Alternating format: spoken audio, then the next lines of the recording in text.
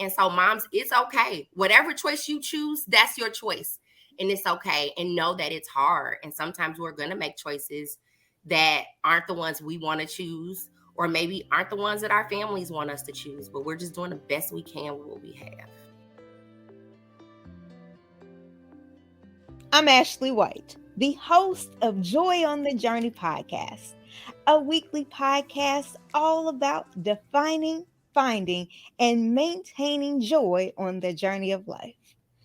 I have promised transparent and groundbreaking conversations with women that have impacted my life.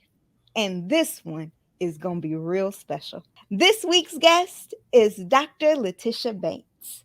She is the Associate Dean for Inclusive Excellence and Community Partnerships for the University of Cincinnati's College of Arts and Sciences. She is also a co-founder and executive board member of the Black Faculty Association. Dr. Bates is a trained sociologist whose research focuses on institutional inequality.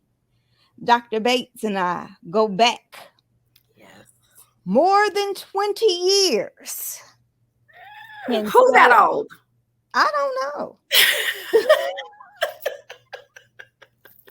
Who is that? Who is that? So I am so happy that she's here. Thank you so much, sis, for joining the podcast. Oh, I am super honored to be here. Thank you for letting me share this space with you. I know what this podcast means to you and what the Lord is doing through it. And so I just feel honored to be here with you in this space. Oh, thank you so much. Y'all, we go back to high school in the hallways of Kenwood Academy High School on Chicago's South Side. And I just have to tell you how proud I am of you. I mean, while I operate in the diversity and inclusion space, I have a deep appreciation for your work and how you are making sure that there are space and opportunities for the next generation of Black girls to come behind you. So we're going to hop right into the first segment. So Trish, how do you define joy?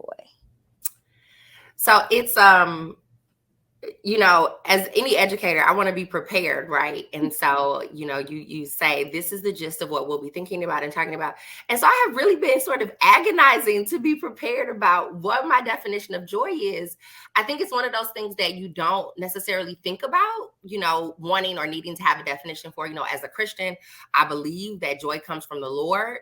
You know, it is one of the fruits of the Spirit. It's one of the ways that we should be thinking about and operating in our life. All of those things that we know as Christians, right? This joy I have, the Lord didn't, the world didn't give it. The world can't take it away, right?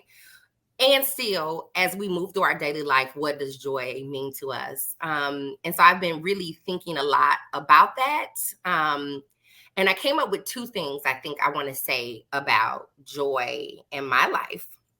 And one is that joy is evolving, right? I think as humans, you know, we age and we go through life. And so that Tish that you knew walking through the halls of Kenwood Academy, what joy meant and what gave me joy in the year 2000 is quite different than what gives me joy in the year 2023 at this big age. And so I think that joy is evolving, right?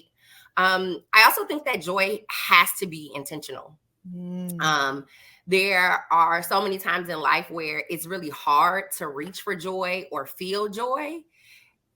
And we need it to move on, right? We need it to exist. And so it has to be intentional. You have to choose joy. And I've had so many instances in my life where that's exactly what I had to do. It was dark. It was hard. It was heavy.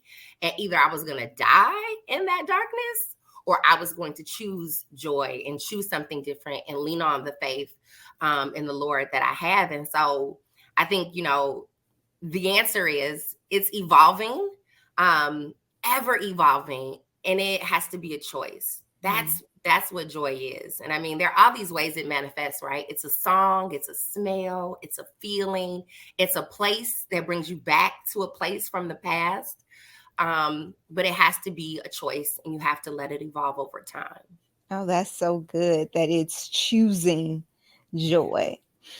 I also love that you say it's evolving because Hmm. sometimes we get stuck in it has to be this. And if it's not this or it's not this version of Yeah. this, then it's not. Yeah. But it's being open to what is joy in this season. Girl, maybe even in this day or Yep, in this in this moment, depending on what's happening, right? Because life be lifing. absolutely. And so it's a choice. It's a choice. So what do you think empowers you to make the choice to choose joy? I think my faith, it would be disingenuous to not start with that. Um, because in the darkest days, my faith and leaning on that is what has gotten me through. And my family, I think it is really difficult to just be to not choose joy when you have little people that are looking at you. I have three amazing children, who are looking at you, who are determining whether they're going to choose joy, right? And so my choice to choose joy is also teaching them about the choices that they have as it relates to being able, to choose joy. And I think it's important to say, because I want to be clear, that sometimes you won't want to choose joy, and that's okay too, right? Like, it's okay to have a moment where it's like, I know that I should choose joy, but I'm gonna sit here in this sadness for a minute. And I think that we're all entitled to that. I don't want to suggest or make it come off as I'm saying like every day you have to choose joy. No, sometimes you are going to make the choice to not choose joy. And that's okay too. But I think I get the strength to choose joy from my children and my husband and my family. Um, yeah, I think that's the short of it. Yeah, that's beautiful. And I think even in those moments when choosing feels like, I don't know if I have an option. Mm-hmm. I don't feel like making that decision. I want to Mm-hmm. sit where I am. Mm-hmm. It's recognizing that I am making a decision Yep. Yep. and owning that choice as well and Yep. being okay with Yep. And that. being okay with it.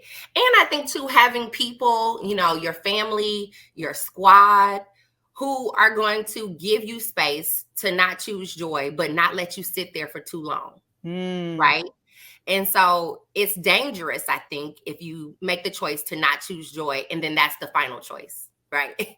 That can be the final choice. And sometimes that is our personal final choice. But having your squad around you that's gonna be like, okay, girl, you've been sad for a week now. What we gonna do? Right. I have a saying that I always say, you can feel how you feel, but what are you gonna do with those feelings? Right. And so having folks to be like, we respect that you are experiencing sadness. We validate your right, to experience that sadness. And we're going to stand here with you to make sure that that sadness doesn't swallow you. And we're going to mm. help you choose joy, even if you can't choose that yourself. Right. You're entitled to your feelings. Feel how you feel. But what are you going to do with those feelings? Oh, that's so good. I want to ask you about your squad. Yeah. I don't, because like you, we have had some of the same squad members for Mm-hmm. 20 years or Yep. more. What do you think has been the most sustaining factor of your squad? Genuine love and grace. I know you know the story very well. All of us are all over the country, and so the amount of FaceTime, phone time with busy lives is not always as much as we would like it to be. But that's the beauty of the like deep, deep, genuine love of those relationships. These are women, shout out Lanisha, shout out Erica, Mm.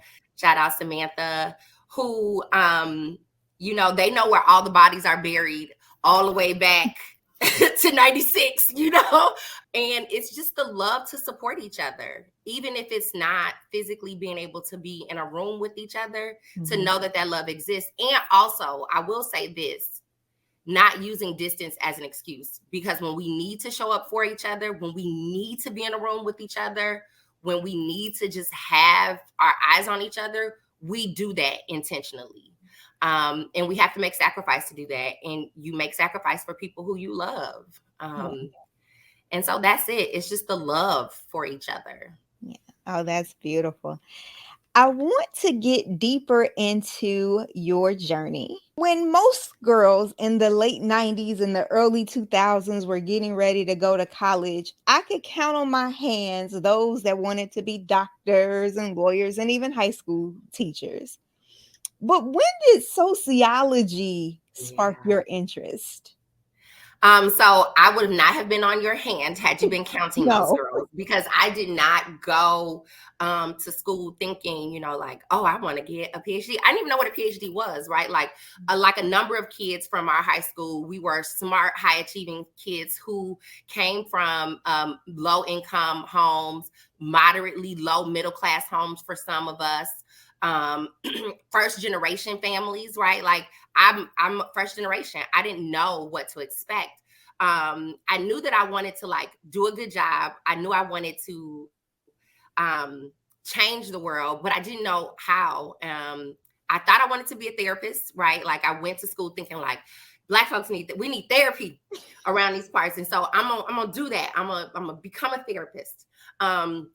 And that didn't quite go as I planned, but I took my first sociology class, and for the first time was able to understand and make sense of my own circumstances, make sense of the Mm. fact that Kenwood Academy was a magnet school and what that meant, what made us different from the neighborhood schools, right? Why I didn't go to my neighborhood school when I started school. South Shore High School would have been my neighborhood high school in Chicago.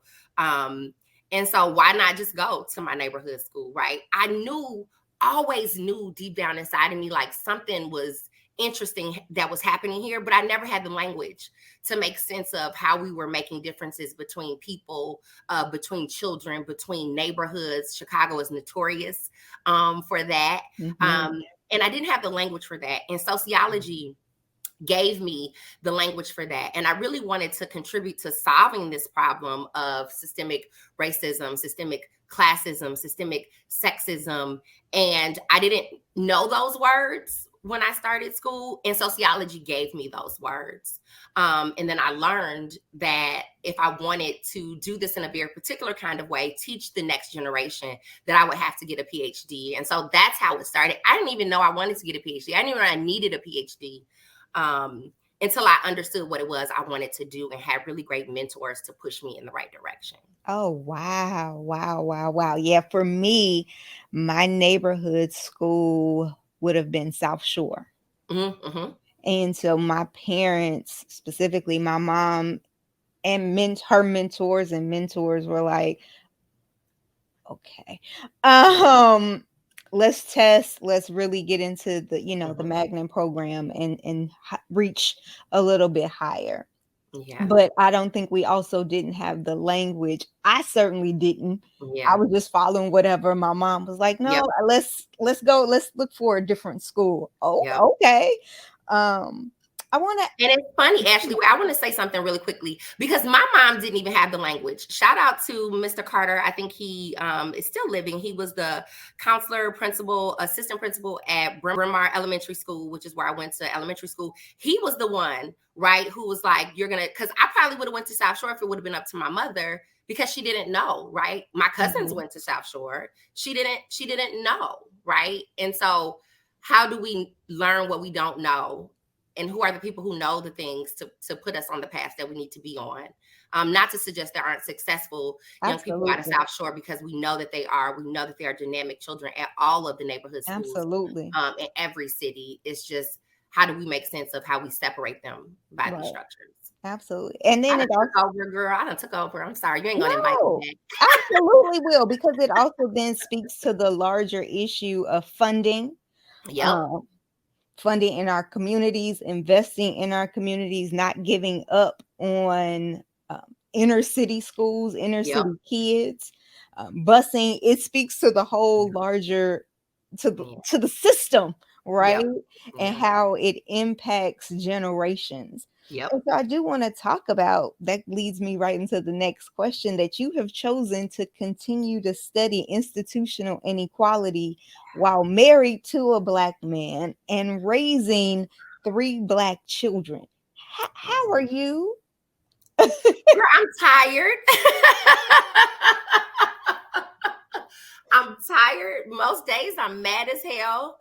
Um, but I'm okay. I think they are the reason why I do the work, right? And so a lot of the work that I'm doing is selfish work, right? Mm, Like I have children who I want to be able to go into spaces and to thrive and not be mistreated and to be given a fair opportunity. I hope to one day have grandchildren, right? And so the work that I am doing, it's funny, in a lot of these DEI spaces, the question of what's your why always comes up, right? And my why is so that my children will not have to experience systematic and institutional racism. That's my why. It's the reason mm, why I do it. And it's what keeps me going, even when it's really tiring, even when white supremacy is large and is looming. I have to come home and look at my babies and know that I am trying to create a better world for them and for generations to come, and to really center the voices of Black people and Black women in Black communities. And that work is important to me. It is what I believe I was born to do. oh, that's good. That's good. Do you, so do you believe God purposed your life for this work, and why? Why do you think Yeah, that? I think so, because I ran from it. And then and so in the academy, one can make a couple of sort of intentional choices about the kinds of work that they want to do, right? And so on the one hand, I could simply be, and I don't mean that as a value judgment, I mean that just as a one thing, do one thing. I could simply just be a professor, and I Mm. could just go into the classroom and I could teach, and I could come home and mind my business, and I could do my own work in the summer and don't have to talk to nobody about anything. Um, and that's what I was doing for a little bit, right? And then I just had this unction on me to really get loud about the inequality that Black faculty were experiencing in the institution. And so the Black Faculty Association was born as a result of that. And I was still sort of hiding behind my more senior colleagues who were also co-founders of the Black Faculty Association, and doing the work, but not officially doing the work for the institution, right? And so guiding students as they were putting together protests for the institution, teaching students about resistance, and arming them with skills that they needed to do that work, and getting louder and louder over time. And then this position that I currently hold, the Associate Dean of Inclusive Excellence and Community Partnership, became available. And I almost did not apply, and it was like, you crazy, you have to apply. That position was created for you, right? Mm. Like, I know that is not necessarily true, but I believe it is biblically true, right? Mm. This position was created for me in a very specific time, for me to do this work. And I believe the way in which the Lord has allowed it to be set up, it is clear that it was ordained by him for me to be able to do it, and do it in a very particular kind of way. And that's how I'm able to do it. Like, I doing this work for some people, for all of us, is really scary. I have less fear because I know that I am doing it because God said do it. And the moment that he said stop doing it, I'm going to stop doing it. And because of that, I know he's going to protect me. Mm. Oh, that's so good. I want to ask two questions as you think about this role that's fairly new. As I want you to think about the end of the role, whether that's in 30 years, 50 years, however long God has you serving in this role. What is the legacy and the impact that you hope to make? So I think about this every day because as a type A perfectionist, I'm always thinking about whether I am making an impact. And so this is actually something I think about probably unhealthily too too often. I think that if I were to stop doing this work in the next 5 years, I would want people to look at the College of Arts and Sciences, and see it different. And so, what does that mean? See it different. See it as a space where students and staff are treated with dignity and respect, where they are paid for the work that they do, and where more people see people that look like them.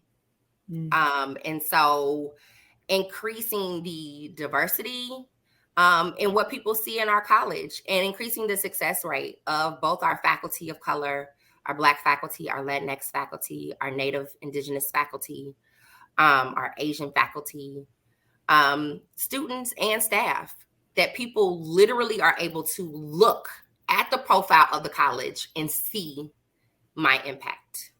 And if I've done that, I've done all right. I just want to do a good job.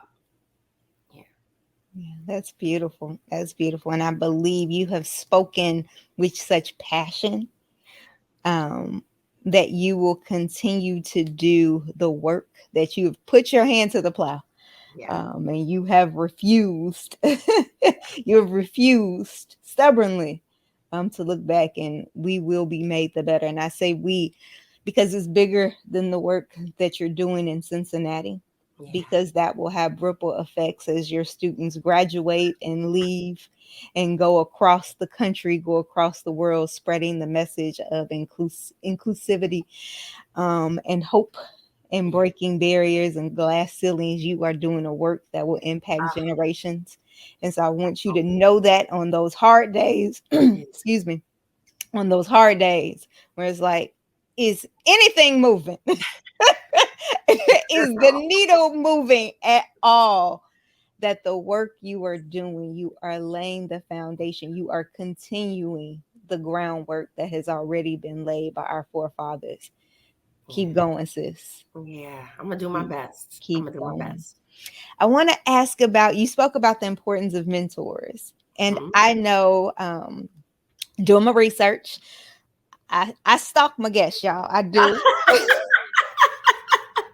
Whether I have known them personally or not, I also stalk them just to make It's sure the good kind, though. It's the good kind. It's the good kind. Oh, no, listen, I'm not in jail.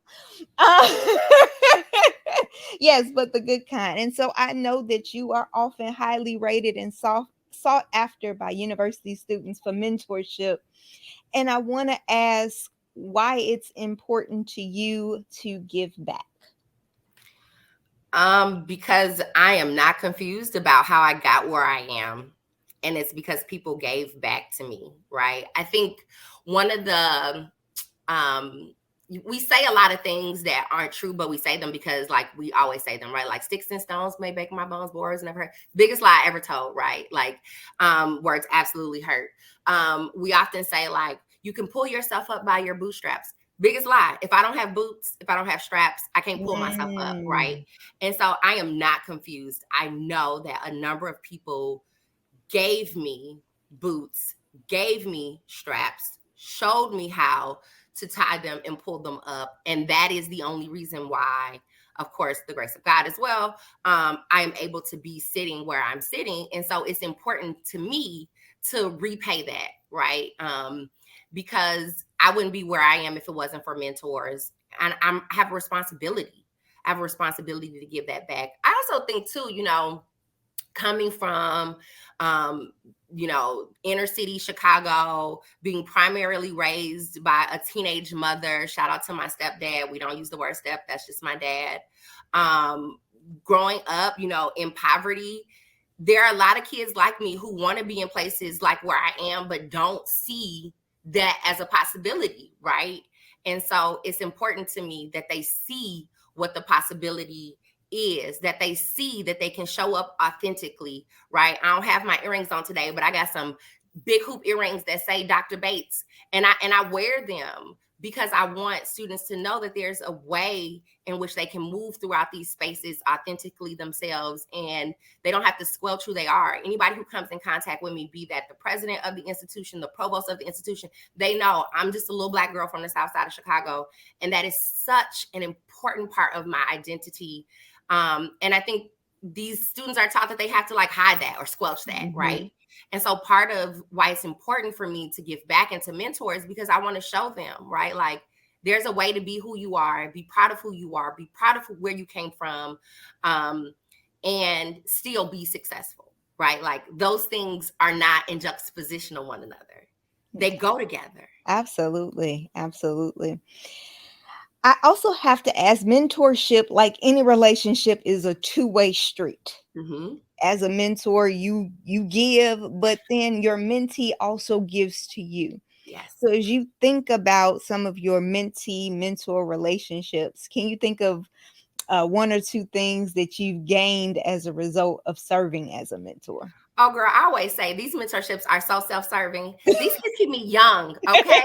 Right? And so on the one hand, it's like, oh, I'm able to give back. Oh, no. I keep young people around me so that I can stay young, so that I can learn from them, because I think part of my experience with the older generation, particularly the older generation of Black women, is they didn't spend enough time with us to be able to see things through our lens. And so in some ways that created adversarial relationships, right? There's this whole conversation about like, do we have to wear stockings or not, right? This is this great debate in this generational divide, right? And so I wonder if like we had spent more time together talking about why we hate stockings and why they think stockings are important. That's a bit of a silly example, but it's like one of those examples, right? Where there's this clear generational divide. I want to participate in the breaking down of the generational divide. And so I need these young people to be in conversation with me, right? So that we can talk about words and language, right? So that I can be kept abreast to continue to ensure that I'm doing my work in a relevant manner, right? So if I'm using language that doesn't resonate with them, I can't be of use to them. I can't move the needle. And so as much as they need me, I need them too, because I want to continue to do a good job, but I need to continue to understand the relevancy of the work, and it changes with each generation. So they mentor me as much as I mentor them. I'm a firm believer of mentoring up, down, and sideways. I want to ask, as we are, I got to wrap up, but I have to ask how your children have impacted your career and ambition, because you mentioned Ooh, that girl. you are a type A perfectionist, but you also have 3 young children.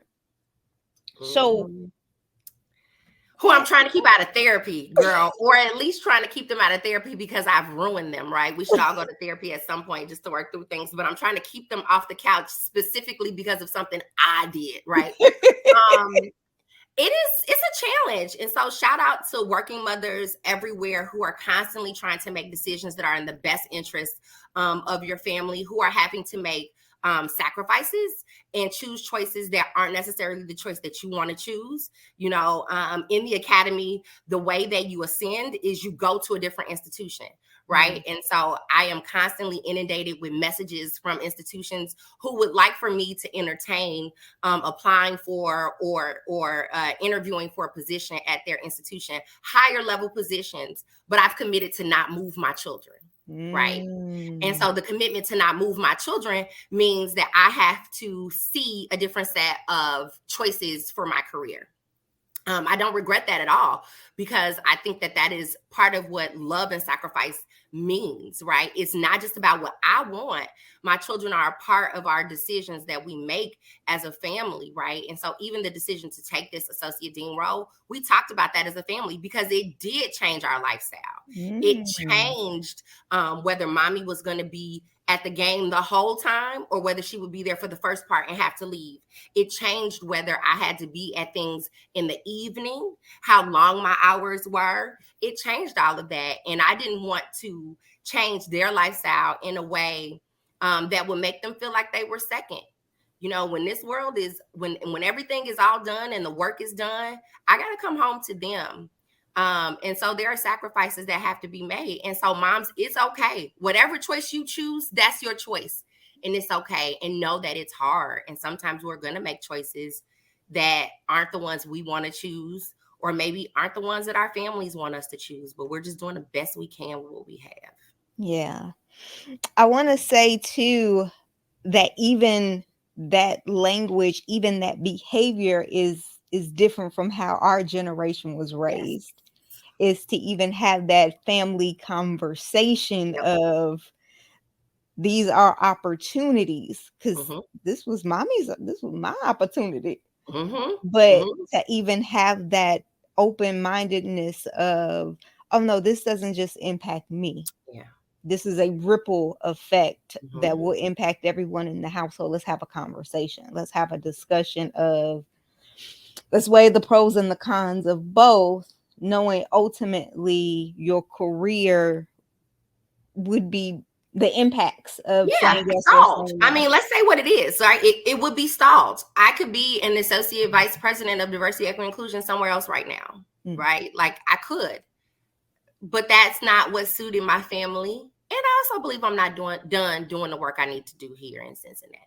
yeah. Oh, that's so good. That's so good. And I hope that people take away that beginning lesson of having those open conversations with our Yes. children to expose them Yeah. so that they are aware. Life comes with some very difficult decisions. Every promotion isn't a, yeah, let's get the bag. Every Mm-hmm. every All great money ain't good money. woo, And we it's expect not. them to be able to make difficult decisions, but we don't let them see what it looks like to make those decisions, right? They have to see. And the same thing with conflict. We have to be able to expose our children so that they understand conflict is healthy, Yep. conflict is necessary, but Yep. how we resolve it is equally as important, Yep. and modeling that behavior. So y'all are doing a great, great job. Great Girl, we job. just try not to mess them up, Hey. child. But the fact that that's even a goal, the fact that that is even the goal is already leaps and bounds above. Yeah. So, as we conclude, the final section is looking ahead. So, as a visionary, as a hopeful person for breaking down walls and barriers and making generational changes, I can't wait to hear your answer to this final question. Would you dare share your prayer for where you see yourself in the next 5 years? Wow. The next 5 years. That is such a hard question. One of the things I do think is true is I will likely still be here in Cincinnati doing the work. I don't know in what capacity, but here doing that work. I just want to continue to contribute, right? And so I hope that my work in the College of Arts and Sciences is finished, right? Like, I hope that the work in the College of Arts and Sciences is to a place where it's like, okay, I can move out the way. I don't want to stay too long, right? And so I think part of what happens when we do this diversity, equity, inclusion work is we stay too long and we are too old in it. And I don't Mm, mean like age old, no ageism here, but like it's time for us to take our talents to a different space. And so in the next 5 years, I hope that I have contributed to the next generation of young people who are dynamic, who are ready to pick up that work and reinvigorate it, right? I don't ever want to stay too long. And so my prayer is that I don't stay too long doing the work and I'm able to pivot in a useful way to continue to be helpful to the next generation of folks who will have, no doubt, fresher ideas, more innovative approaches as they grow up with technology that I never dreamed of. I hope in the next 5 years, I've created space. That's what mhm. I hope. That's my prayer, that I've created space and I don't stay too long. Yeah, yeah. That's so good. That's so good that you are mindful of somebody else coming behind you, picking up the torch and running with it. Mostly I'm selfish, child. I don't want to die doing this work. I want to die on the beach, baby. Hey, Okay. I would like to retire. That is my Yes, goal. that's right. Job That's well right. done. Here you go. Yeah, yeah.